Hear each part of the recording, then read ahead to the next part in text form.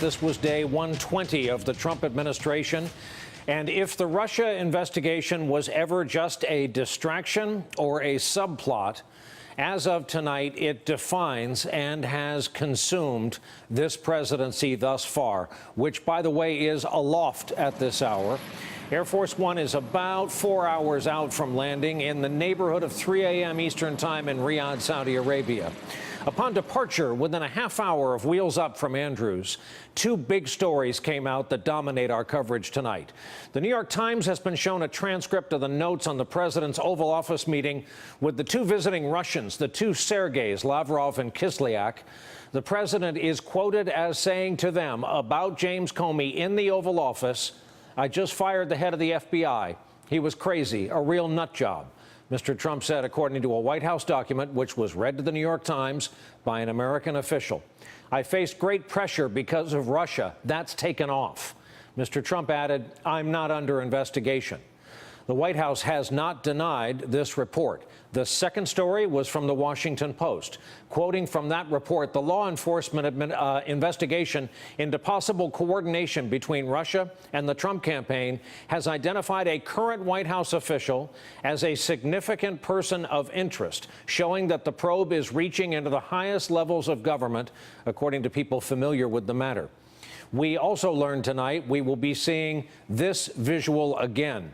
All 6 foot 8 inches of James Comey will rise and be sworn in at a public hearing before the Senate Intelligence Committee at some point after Memorial Day, during which presumably we will be able to hear a pin drop in the realm of nationally televised events of late. Something to think about here. One of the New York Times reporters said tonight their sources are both political appointees and career government employees, but they are all people who witnessed something going on that they believe to be wrong. And something else to think about. While it's impossible to track Air Force One's location, and for security reasons that is a good thing, the expert we called on tonight puts their present approximate location near Zurich, Switzerland. The traveling White House will land on a Saturday morning in Saudi Arabia with the bulk of the press corps already there on the ground, and with an ongoing story from back home that will now follow them every step of the way for this 8-day-plus trip. Good evening to you all. Welcome to you all. Hans, what was it like? I was watching live as you kind of contemporaneously summed up what you were seeing at the White House, what we were watching on the feed from Andrews, and then these two stories dropping in succession. Well, the White House was pretty empty. Most of the traveling press corps you mentioned had left already, and then most of the traveling staff was already wheels up. So there are just a few junior aides. We were trying to confirm it all, and frankly, we're just looking at some of these details and stunned by them. You know, it strikes me as we look at this whole scandal as it's unfolded, there are really two people that really might control Trump's presidency. One of them is Mike Flynn, and the other one is the former FBI director, Jim Comey. Donald Trump has taken two diametrically different approaches to the two of them. To Mike Flynn, he's gone out of his way to maybe send signals to him to say, stay inside, stay with me. There's a report in Yahoo News by Michael Isikoff to say, stay strong. And then his comments and his posture towards Jim Comey have been entirely different. What we heard today was a hostile posture, and we know that Comey is going to be testifying, if not next week, sometime soon. Guys? Jeremy, I heard your former boss, Leon Panetta, tonight talk plainly of this as a scandal. And I guess it caught me off guard because that word, while overused for years at a lot of things that didn't, frankly, match the standard, I guess now fits. And from your legal training, what should we think about person of interest and White House official in this case? Well, person of interest is more of a term that cops and law enforcement officials use. It's not really a term that prosecutors use. They would normally use the term target or subject of interest. But it does indicate that the investigation is very serious. It has reached someone inside the White House, and that person presumably has a high-level security clearance.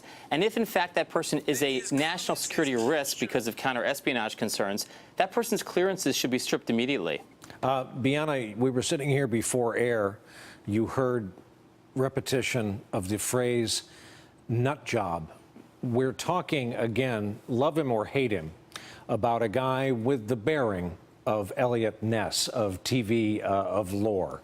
Yes, that's right. And I think what's striking about this and where we may have lucked out as a country is that it appears that the information came from a U.S. official. Could you imagine the kind of compromise we would have been right now in if Russia, in fact, was the one that came out with this news that Russians, that Vladimir Putin, that their insiders were the ones that said, here is what the president of the United States had to say to our officials about the former FBI director that he fired the day before. So we really lucked out and dodged a bullet in this case. But yes, it goes back to the bewildering sentiment that this president can talk and say bad things about every single person but Russians. And what we're hearing more details about in this meeting with the two Sergeys, as you identified them, is that he was buddying up with Kislyak, saying, how come I'm the only one who hasn't come around to meet you yet? So but Obama got a lot of heat for not being tough enough with Vladimir Putin once we got word that they were, in fact, infiltrating our email system and our election system by saying just cut it out. It seems that this president wouldn't even go that far with them. Eli, this is the president and the institution you cover every day, and it struck me today that this one may cut differently in the fog of all these relentless stories just this week. This was the president kind of talking smack about the home team.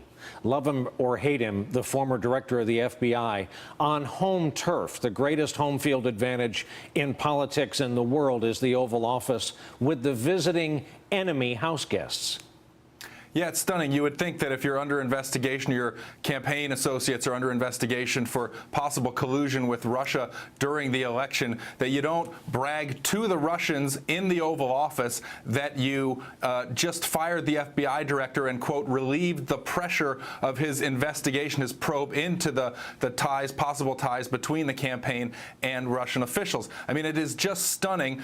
We know that Trump associates, that White House staff and some of his attorneys representing him have tried to impress upon him over the last month and going back even further than that, that your words actually matter. You can't just tweet and say anything because there are recordings, you're painting yourself into a corner, and he has seemingly failed to really comprehend that lesson at this point. And, when he's sitting there saying it relieved the pressure, obviously that's another, now in hindsight, stunning misread of the situation. Relieving the pressure, he fired Jim Comey, and he is now under more pressure than ever, largely because of a bunch of leaks that seem to have been triggered by Comey's firing. Hans, maybe because Putin halfway joked that if you want a transcript of what happened in the Oval Office, we can give you Americans our transcript of what was said in the Oval Office.